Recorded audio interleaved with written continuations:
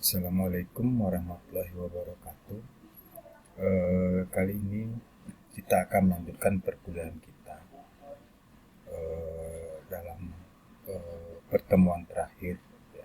Di dalam pertemuan terakhir ini saya akan merangkum materi perkuliahan kita, yaitu instalasi listrik domestik, yang mana pada pembelajaran sebelumnya kita sudah membahas tentang bagaimana membuat suatu grouping pada instalasi listrik dan juga cara membuat RAB, ya, rencana anggaran biaya.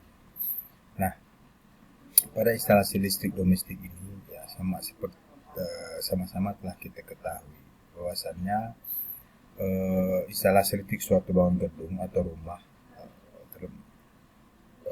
terlebih dahulu kita harus mengetahui denah ataupun skema bangunan gedung yang akan kita pasang instalasi listriknya.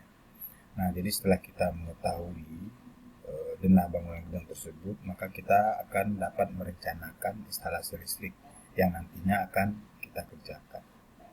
Nah, gambar instalasi listrik ini bisa atas dasar permintaan dari pemberi jasa atau pemilik gedung ataupun rumah.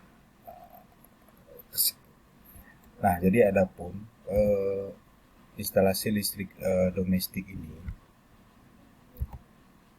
langkah-langkah yang pertama itu yang adalah melihat denah, ya, denah rumah ataupun gedung yang akan dibuat instalasi listriknya. Kemudian menentukan titik lampu, lalu titik saklar. Yang keempat, menarik kabel pengawatan dari saklar ke titik lampu.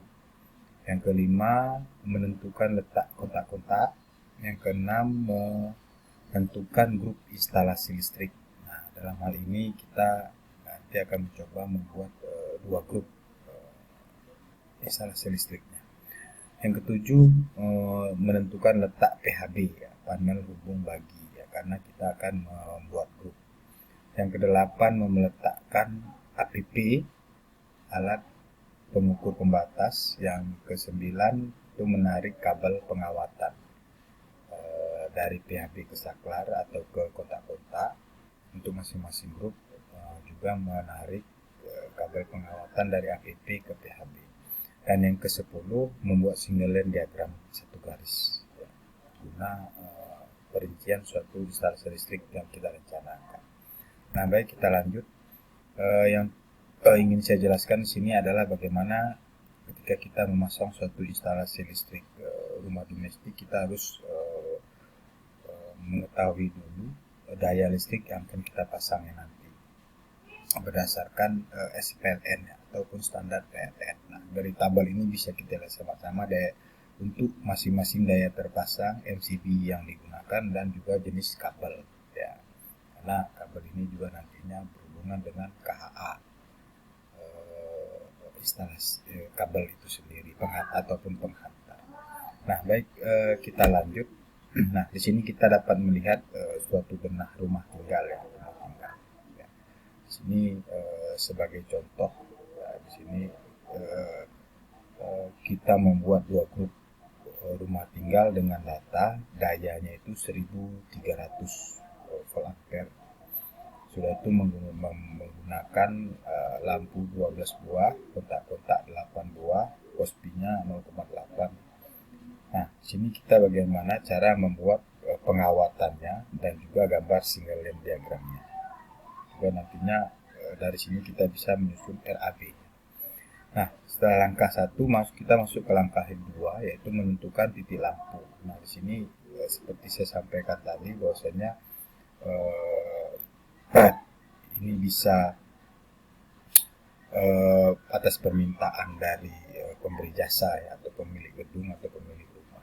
Nah, jadi yang pertama di sini kita mendesain 12 buah titik lampu tadi, ya, 12 titik lampu, yang mana dari denah ini kita dapat ada ruang tamu, teras depan, ruang tamu, ruang keluarga, musola, kamar mandi. Di sini ada ruang keluarga, ya, ataupun tempat lorong tempat dekat dapur ya, lalu ada kamar tidur 1 dan kamar tidur 2. Nah, jadi setelah kita menentukan titik-titik lampu ini, lalu tahap yang ketiga adalah menentukan letak saklar. Nah, letak saklar. Nah, ini menentukan letak saklar. Ini ada saklar tunggal, ini saklar ganda, saklar tunggal ya. Terdapat titik saklar ini untuk setiap ruangan, ya, untuk setiap ruangan. Nah, setelah itu setelah menentukan letak saklar, lalu kita menarik kabel pengawatan melalui single line ya, dari saklar ke titik lampu. Nah, karena ini kita tarik ya dari titik lampu saklar ke lampu teras. Ini saklar ganda untuk 2 buah lampu di ruang tamu, saklar ganda untuk 2 buah lampu di ruang keluarga, saklar tunggal untuk musola. Ini saklar untuk kamar mandi, ini untuk ruang di dekat atap kamar mandi dan dapur. Ini saklar untuk dapur, dan ini kamar ya, saklar untuk kamar 1, 2. Ini saklar untuk kamar 1. Nah, setelah kita menarik kabel pengawatan, lalu kita menentukan letak KKB, kotak-kotak untuk setiap ruangan. Nah, ini kotak-kotak kita pasang ya, di sini. Dan ini kotak-kotak untuk ruang tamu, ruang keluarga, ini musola. Lalu ini kotak-kotak di ruang tengah ya. Ini kotak-kotak di kamar tidur 1. Ini kotak-kotak di kamar tidur 2. Nah, setelah menentukan letak kotak-kotak, lalu kita membuat grup, karena di sini kita membuat 2 grup ya dalam benah rumah ini. Nah, jadi karena kita membuat 2 grup, jadi kita dapat 12 lampu. Jadi di sini kita rencanakan grup 1 itu teras depan, ruang tamu, ruang keluarga, dan musola. Sedangkan grup 2 itu adalah kamar tidur 1, kamar tidur 2, dapur, dan kamar mandi. Nah, di grup 2 ini grup 1. Nah, jadi karena nantinya ini berhubungan dengan panjang kabel yang digunakan ya. Di sini kita lihat nah, yang di sini panjang ya. Saya anggap di sini panjangnya itu adalah 2,1,4,5,7, lebih kurang 6,5 meter ya, 6,5 meter ya, dengan skala 1:100. Nah, di sini 6,5 meter panjang, dan lebarnya itu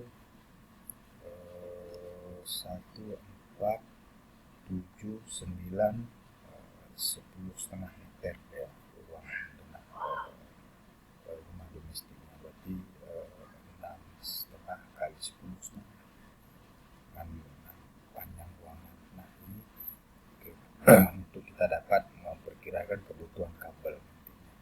Nah, lalu kita menentukan letak PHB dan tambah grounding ataupun pembumian. Nah, ini panel hubung baginya, dan ini adalah grounding. Jadi kita letakkan di belakang teras depan. Lalu kita masuk ke langkah ke-8, meletakkan APP ya, pengukur pembatas ya, ini APP kita. Nah, setelah kita letakkan APP ya di depan teras, nah lalu kita menarik pengawatan ya, kabel pengawatan, line diagram single line. Nah, di sini karena kita buat 2 grup ya, ini grup 1 dari PHB. Ini kita 2 tarikan. Nah, di sini kita buat 3 tarikan untuk ke kontak aki, untuk ke kotak-kotak, dan juga untuk ke saklar. Nah, ini grup 2, 3 tarikan juga. Nah, ini untuk ke kamar tidur 1, kamar tidur 2, dapur, dan kamar mandi. Nah, setelah kita membuat penarikan untuk masing-masing grup pengawatan, lalu kita membuat single line diagram. Nah, single line diagram karena kita buat 2 grup ya, grup 1, grup 2, ini cadangan 3 ya.